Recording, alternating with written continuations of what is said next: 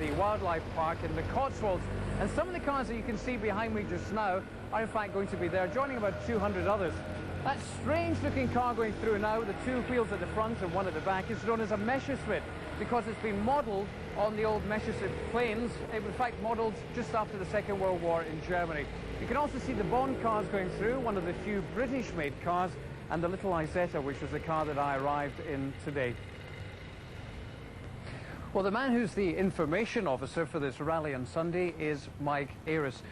Mike, looking at these cars, they must be very, very expensive.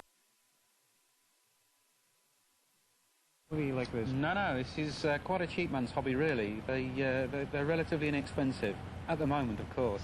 But what about spare parts? I would have thought that was a problem now that the cars are obsolete. Most of the clubs have got themselves organised now, and they are actually manufacturing their own spare parts. So there really isn't a problem except for some of the rarer cars with the very small quantities. We tend to talk about these cars as being bubble cars, as a sort of umbrella name, and I think the two cars that are coming in now seem to typify the name bubble. In fact, the first one looks as if it's like a go-kart with a bubble placed on top. What kind of car is this? This one's a Field Trident, wherever it's gone, and it's made in the Isle of Man, this car was. It does look, I must say, very unsafe. It looks like, what, a fiberglass body perhaps there? Yes, it is a fiberglass body with a Perspex top and only a 50cc engine, so I think for shopping purposes only. Right. And the gentleman who drove it in is Tony Marshall. Tony, how many of these cars do you have at home? Approximately 40. 40 of these? Getting on for 40, yes. Would you in your collection have the Isetta, which is behind, which is the car I arrived for the programme in today? Do you have one in your collection? We have one example. We have two examples, but one similar to this, yes. Tell me a little bit about the car then. I mean, what is the purpose of it? Why did they start building bubble cars in the first place? It was basically just a cheap transport, something between the motor scooter and the motorcycle and the small cars. And what about the size of engine on something like that? They were all basically scooter engines of about 200, 300 cc. Single cylinder usually.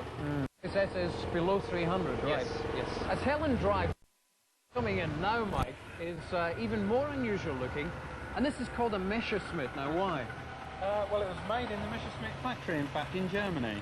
After the war, they started to produce this car rather than aircraft. And the cockpit sort of idea seems to be carried through for the Messerschmitt as well, because I noticed the passenger sits directly behind the driver.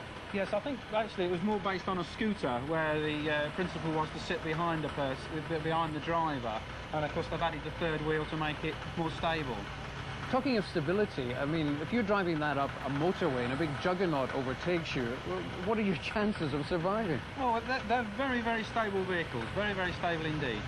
There's no problem with stability, and they're very safe, in fact. Well, if we could let the Messerschmitt carry on through. The car that's coming through next, Tony, is one that we can be proud of, because this car coming through is the Bond car and was one of the very few which was actually built in Britain.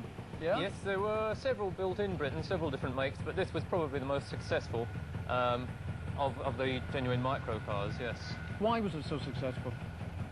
It was a simple design, but it was it stood the test of time. It was well made and manoeuvrable. Generally, quite a practical vehicle.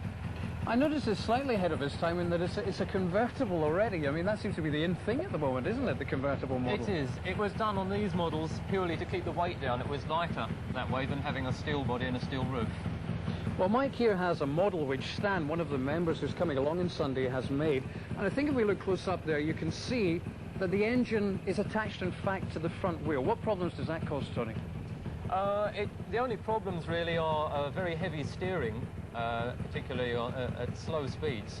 But this is outweighed by the advantage it is so manoeuvrable. The wheel can turn 180 degrees from one side to the other.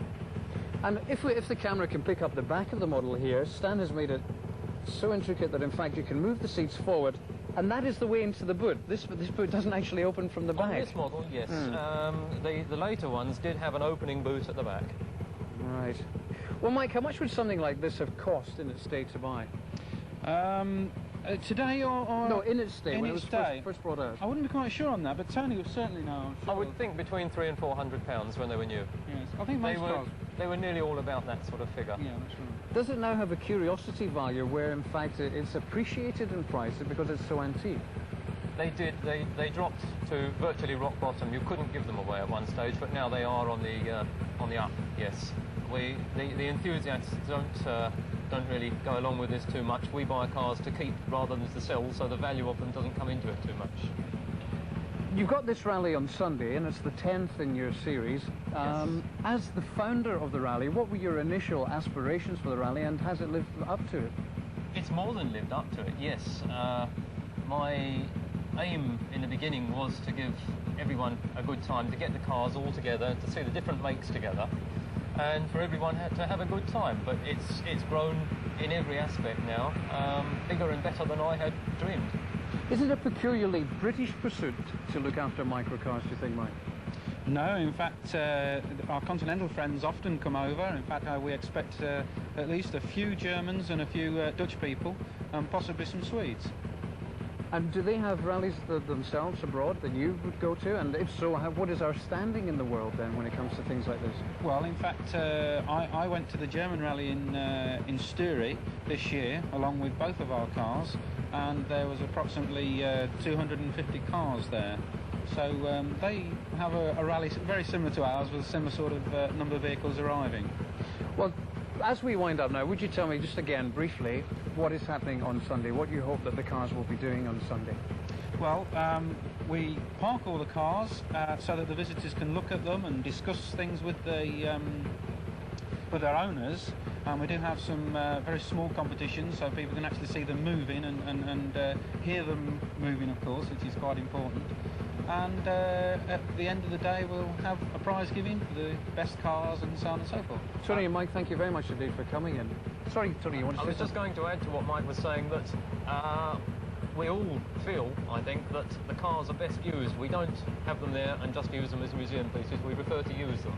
Right, and we'll remind everyone at home that once again that's at the Cotswold Wildlife Park. Great. Tony and Mike, thank you very much indeed. Thank you.